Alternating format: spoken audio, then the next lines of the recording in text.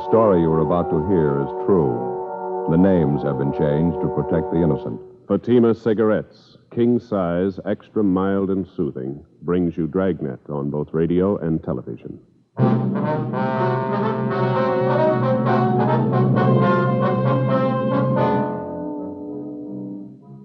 You're a detective sergeant. You're assigned a robbery detail. 2 armed bandits hold up a restaurant in your city. The owner is slugged, beaten viciously. One of the bandits is shot. The other makes good his escape. Your job? Get him. Friends, the name Fatima has always stood for quality. Fatimas are distinctive, with a truly different flavor and aroma. And in king-size Fatima, you get an extra mild and soothing smoke, plus the added protection of Fatima quality. Remember, in Fatima, the difference is quality. Because of its quality, its extra mildness, its better flavor and aroma, Fatima continues to grow in favor among king-size cigarette smokers everywhere. Switch to Fatima yourself today. Ask your dealer for Fatima in the bright, sunny yellow pack. King-size Fatima. The difference is quality.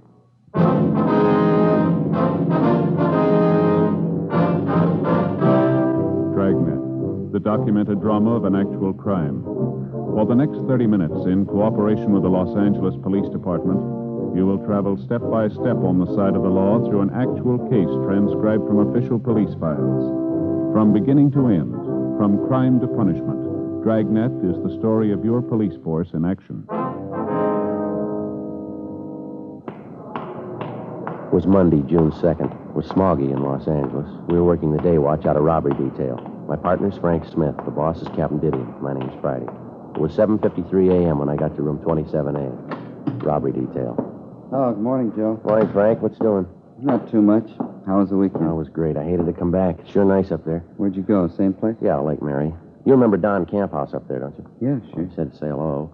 Fishing's real great up there. You ought to try and make it next month or so if you can. Fat chance. Well, what's the matter? The in-laws are loose again. They're coming down for a visit. Never stay less than a month. That'll take care of my vacation. That's too bad. Why don't you say something to the wife? What's the use? Why start an argument? I don't know what you mean. Well, what do we got here? Anything hot? Yeah, this one here. Hold up and slugging. Cafe down on South Hill. Radio car boys jumped him. Shot one of them. The other one got away. We identified yet? Yeah, the one who was shot, Benny Ashford. Record long as your arm. Graduate from Folsom. Some of them never learn. How about the number 2 man? Don't know. They tried to talk to this Ashford last night. He wouldn't tell them anything. I called the hospital just before you came in. They operated on the guy 6 o'clock this morning. You're going to call as soon as he's able to talk. It's going to be a couple days at least. Mm-hmm. How much they get? Here's a crime report. Thank you. You talked to the victims yet? No, not yet. It's a fair night's work, isn't it? $805 in cash, man's diamond signet ring, estimated value of $1,500. 17 stitches in the victim's scalp, slugged with a revolver, huh? Must have meant business. Lousy thing. They didn't have to slug him. He couldn't put up much of a fight anyway, 68 years old. No other witnesses, huh? No. Just the owner, his wife, the bartender? That's all they have listed, yeah. Did you phone the victims yet? No, I was just going to when you came in. 2 phone numbers for them. They're both listed there. Yeah, I see. Why don't you finish up with the day book here, and I'll give him a call, all right? Okay, fine.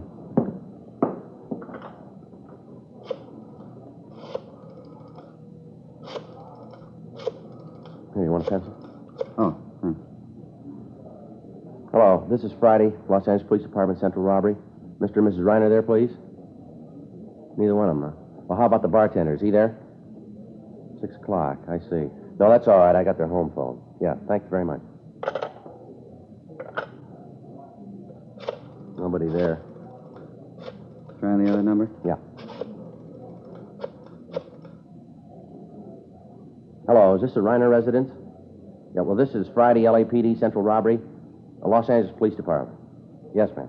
Yes, Ms. Reiner. Oh, I just called the restaurant trying to get a hold of you. How's Mr. Reiner this morning? I see. Mm-hmm.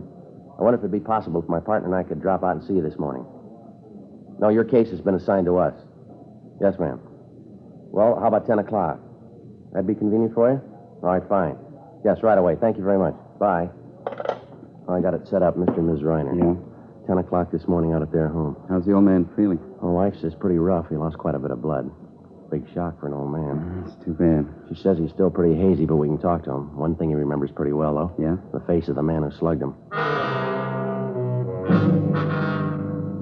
8:20 a.m. We finished making up the day book, and then we went over to the main jail to interview 2 other robbery suspects who'd been booked in over the weekend. We completed our 5:10 reports on them, and then we got in the car and drove out to the Westchester district to talk to the victims of the cafe holdup the night before, Mr. and Mrs. William Reiner. 9:55 a.m.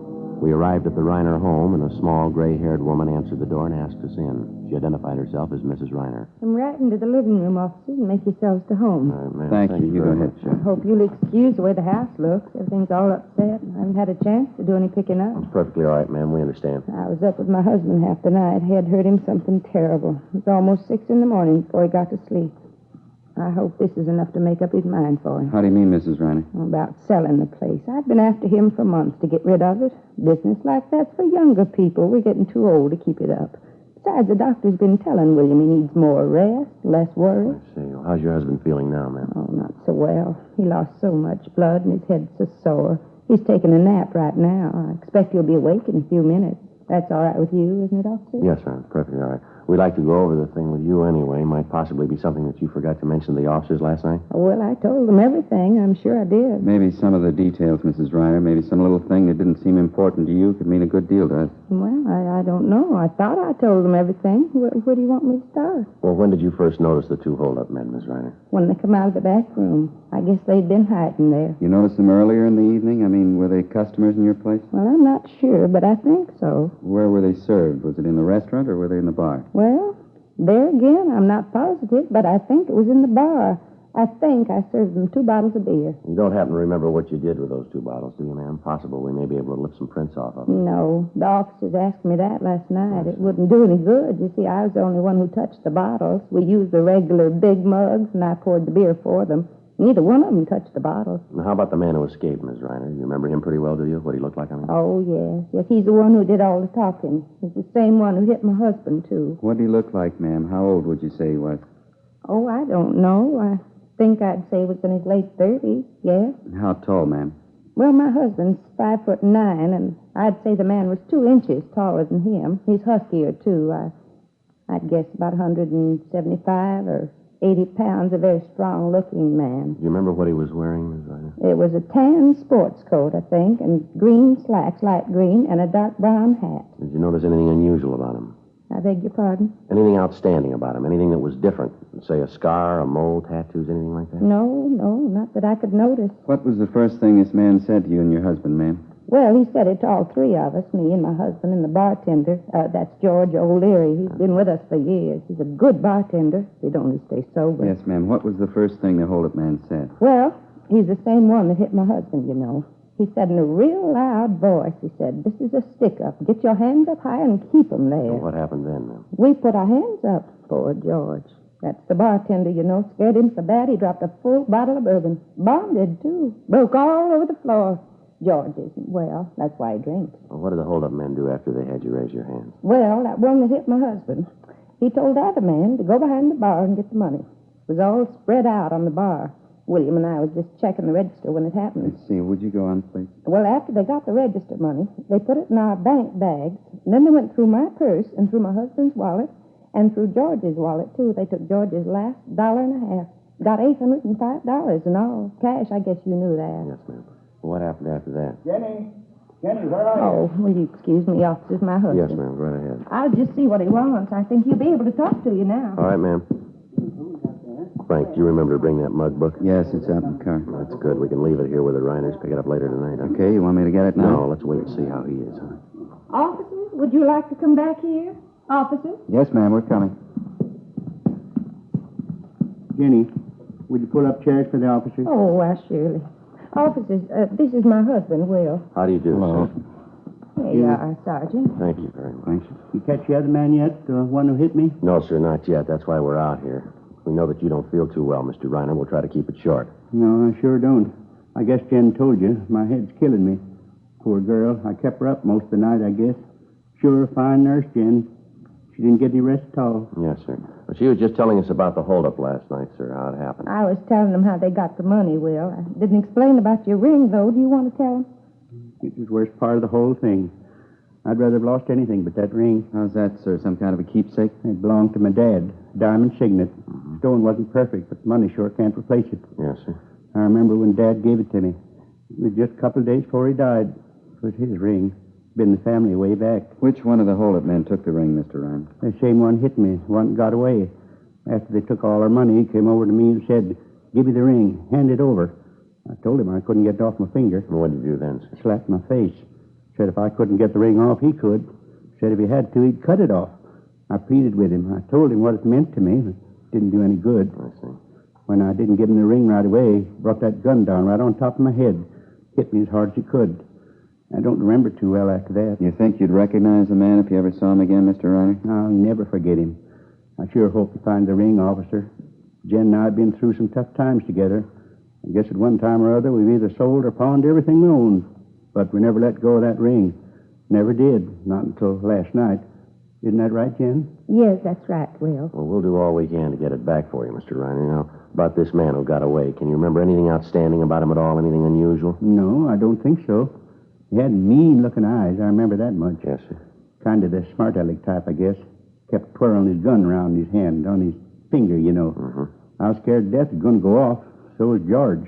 He's our bartender. Real scared, wasn't he, Jen? Oh, yes. George was white as a sheet. How do you mean, Mr. Reiner, he twirled the gun around? Oh, you know, like in the movies, cowboy pictures. Typical smart-aleck. He sure did run when the cops came, though. Only wish he was the one who got shot. Well, you're sure you'll be able to identify this man if you see him again? I told you I'll never forget him. Say, there's something about this I don't think I understand. Yeah? Why you ask me all these questions about it? How about the fellow who was with that crook? Fellow they shot. Why don't you talk to him?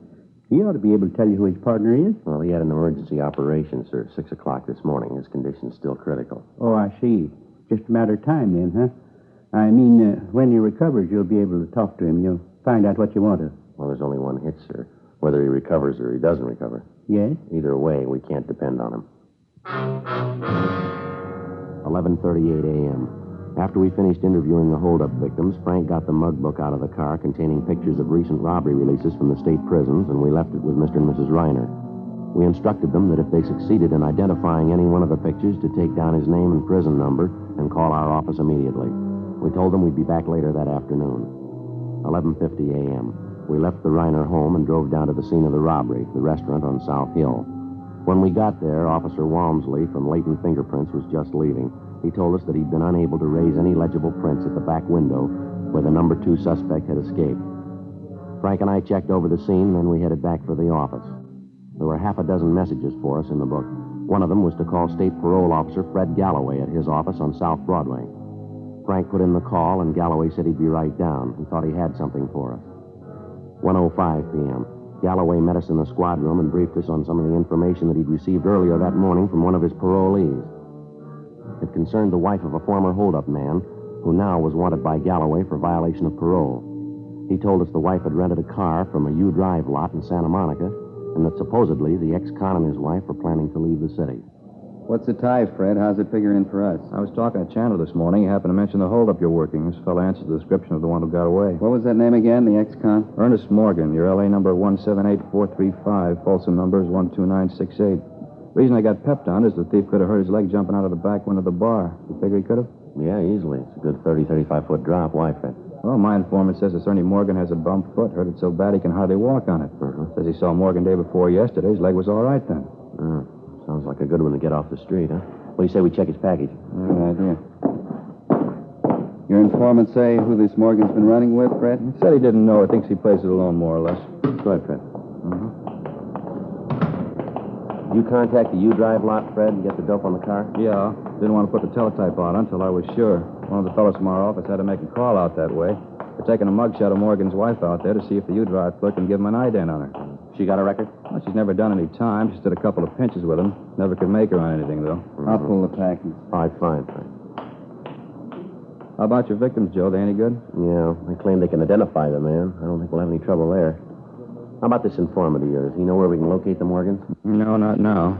According to him, Morgan and his wife left town about 9 this morning. He thinks he might get a line on where they're headed, though. Well, how come your informant knows so much about Morgan? He run with him? No, he sold with him up at the joint. Fred, Joe, you want to have a look? Yeah. Here's the package, his mugshot. Is this your Ernie Morgan, Fred? Yeah, that's him. Good picture? Yeah, looks just like him. The description, Joe. Got everything right down the line. Yeah. Check this right here. habits and characteristics. Yeah, looks like it, doesn't it? What's that? He likes to twirl a gun in his hand. 1:52 p.m. We placed Ernest Morgan's picture in an envelope along with 24 other mug shots, and then we put in a call to Mr. and Mrs. Reiner, told them we were coming out to see them. They told us that so far neither one of them had been able to identify any of the pictures in the mug book that we'd left with them. Fred Galloway went back to his office, and we told him we'd notify him the minute we got a positive identification. 2:25 p.m. We drove back to the Reiner home. The old man was still in bed. Been all the way through this book of yours, officer. Couldn't find one who looked like the man, could we, Jen? No, his picture's not in there, Sergeant. We're sure of that. I see. Well, we've got some more of them here, folks. I'd like to have you look through them if you don't mind. See if you can identify one of them. Yes, all right. Jen, would you fix this pillow back here for me, please? Oh, yes, of course, dear. There. There you are. Thank you. You see any picture in the book that resembled the man at all, sir? No, I didn't. None of them. Wasn't the one who looked like him. Well, here you are. See if any of these pictures look familiar to you. Thank you, sir. Jen, you want to sit here by me? We can see them together. Yeah, all right, Will. Let's see now. Oh, my, look at this one, Will. Doesn't he look like a mean one? Hey, look at this one, Jen. Look at him. Think he's a college graduate, wouldn't you? Oh, my, yeah. Officer, this young man here, what did he do? Let me see that, ma'am. Oh, yeah, it's Marty Lee, hold up and murder, Miss Reiner. Shot and killed an elderly lady. She ran a candy store. Oh, my, can you feature that? Such a clean-looking boy. Never believe, would you, Will? Takes all kinds, I guess. Let's see now. No. Let me see, Will. Oh, no, that's not him. No, we've been through these already. Have you some more, officer? No, that's all, Mr. Reiner. You sure the hold-up man's picture isn't in there? No, sir. I looked at them all pretty carefully. I didn't see him. Did you, Jen? No, I didn't see him. Was his picture supposed to be in here? Well, we thought so, ma'am. Let's see. Here, how about this one? Does he look familiar to you? Jen? No, I don't know. Maybe not. We serve so many people every night. Are you folks sure you'll recognize the hold-up man when you see him? Oh, yes. yes. Of course, yes. Well, just one more question here, Mr. Reiner. Yes? Now, are you absolutely sure this is not the man who held you up and slugged you last night? Yes, I'm sure. That's not the man.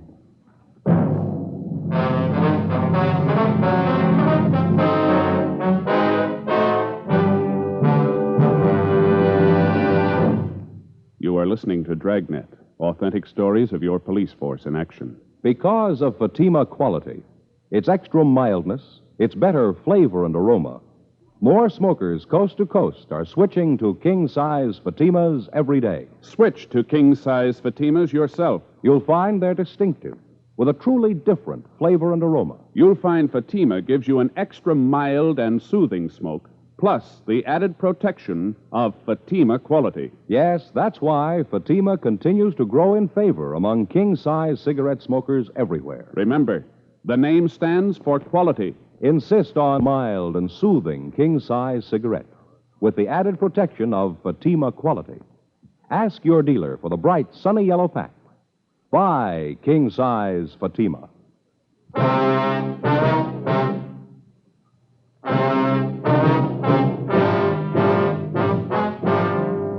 Monday, June 2nd, 2:45 p.m.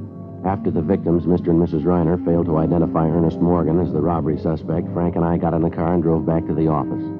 Neither one of us had anything to say. Just at the moment we figured that we had the suspect positively identified, the victims themselves had contradicted what we thought was definitely the answer to the case. It wasn't by any means a news story. One of the first lessons a working detective learns is to keep an open mind, regardless of how incriminating the circumstances first appear to be. The big fallacy of a detective being too sure too soon is based, for the most part, on the failure to recognize that police work means human beings dealing with human beings. So instead of going by the usual odds, the human margin for error is doubled. Frank and I didn't have too clear an idea of how or why it came about, but suddenly we found ourselves farther away from the solution of the case than before we started. 3:10 p.m. Lousy day, huh? Yeah, sure. 10 after 3. Feel like I haven't slept for 2 days. Yeah, I know what you mean. Pretty hard to figure, isn't it? Sure hope the wife did the washing today. Why? She won't feel much like talking. I sure don't. Well, let's check the book, huh? Yeah, I'll do it. A couple of phone calls, Joe. One from the hospital, prison ward. What do they want? Our number one suspect, Ashford, he's doing better than they figured. Be available for interview tomorrow morning. Lucky thief, huh? Was a cop, he would have died. Another message. It's from Galloway. Wants us to call him. It's still the Madison number? Yeah. Want the pad? Oh, yeah, please. There you go. Adult parole, please, men. Thank you. Fred Galloway, please. Smith, robbery, LAPD. Thanks. Hi, Fred. Frank Smith. Uh-huh. Yeah, that's right. He's sure about that? Uh-huh, sure doesn't figure. No, I didn't mean a thing to him, yeah. Okay. Right, thanks, Fred. It's got me, Joe. Why, what's the matter? Galloway got the report back from that U-Drive lot, place where Morgan's wife rented that car. Mm-hmm. They identified her as the woman who rented that car. She offered him a deal. She didn't want to leave a cash deposit for the car. Well, what'd she offer? Man's ring, diamond signet. After we got the word from State Parole Officer Fred Galloway, we got out a broadcast and an APB, in addition to those we already had out. We requested that the rented car and the occupants be held for questioning in connection with the robbery of Reiner's Cafe the night before. If a man's diamond signet ring was found in possession of the occupants or in the car, it was to be booked as evidence. The following morning, Frank and I interviewed our number one suspect, Benny Ashford, in Ward 13,400 at General Hospital Prison Ward. Because he had the idea his partner had run out on him and taken the money with him, that he'd let him down, Ashford was in a fairly cooperative mood. After talking with him for a little more than 20 minutes, he named Ernest Morgan and identified his mugshot as his companion in the robbery of Reiner's Cafe. He also told us the holdup was Morgan's idea and that Morgan had told him the job would be a pushover. We asked him where he thought we might locate Morgan, and he told us our best bet was Las Vegas, Nevada. Supposedly, Morgan had a good friend in Las Vegas, an ex-con by the name of Harry Breen. Frank and I went back to the office where we met with Inspector Farnan and Captain Didion.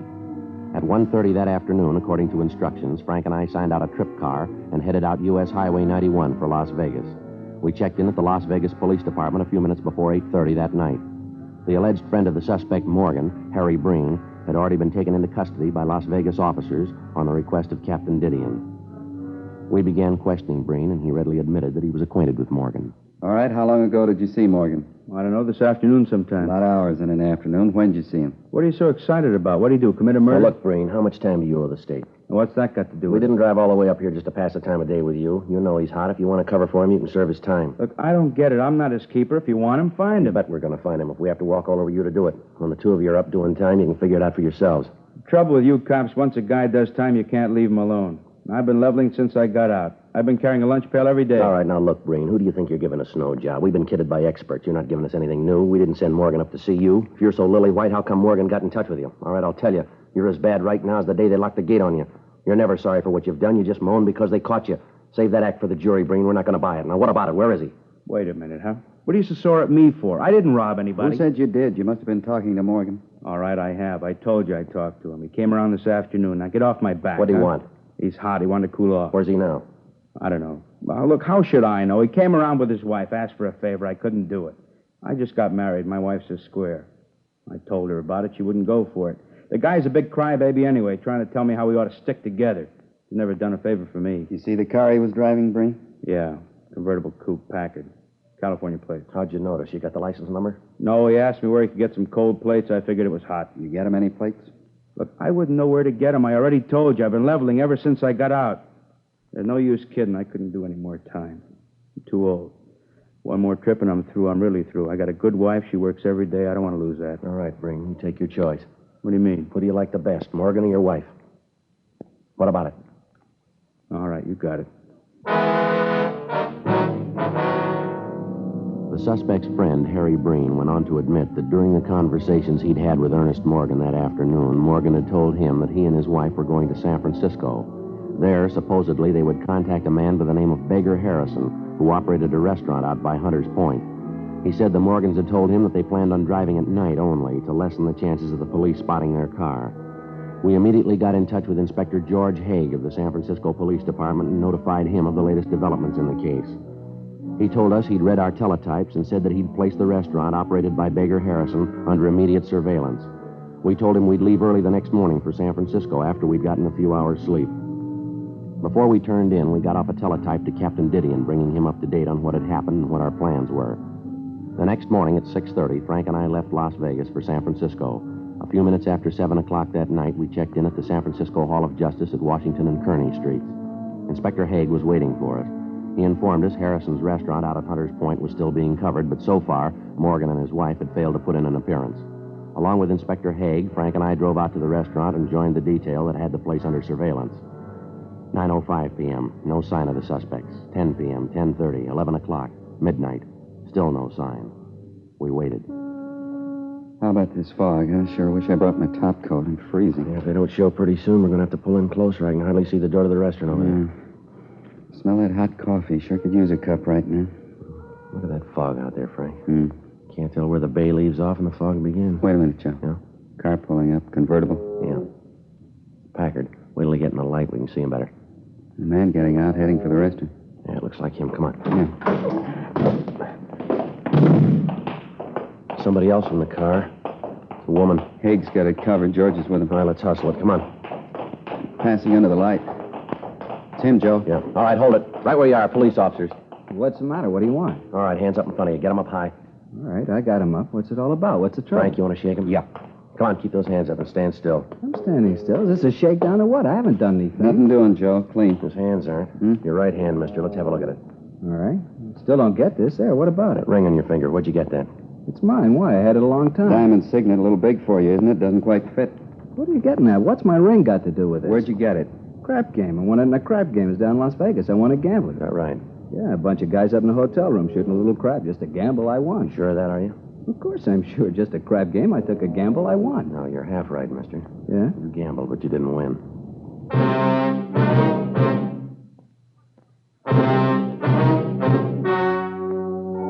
The story you have just heard was true. The names were changed to protect the innocent. On August 8th, trial was held in Superior Court, Department 89, City and County of Los Angeles, State of California. In a moment, the results of that trial. And now here is our star, Jack Webb. Thank you, George Fenneman. Friends, because you know what you're looking for in a king-size cigarette, all we ask you to do is compare Fatimas and then make up your own mind. You'll find Fatimas are distinctive, with a truly different flavor and aroma. You get an extra mild and soothing smoke, plus the added protection of Fatima quality. Smoke king-size Fatima. I'm convinced you'll agree that the difference is quality.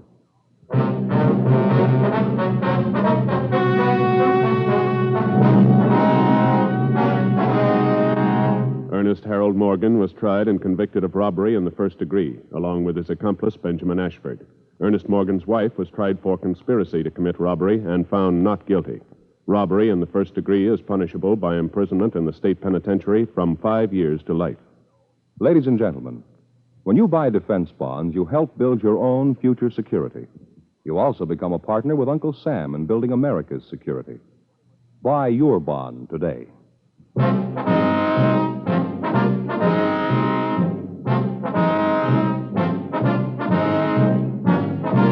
You have just heard Dragnet, a series of authentic cases from official files.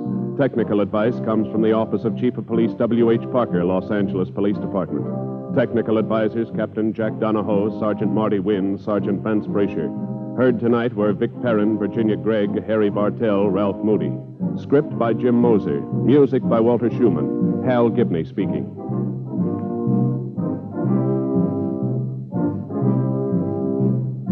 King Size Fatima has brought you Dragnet, transcribed from Los Angeles.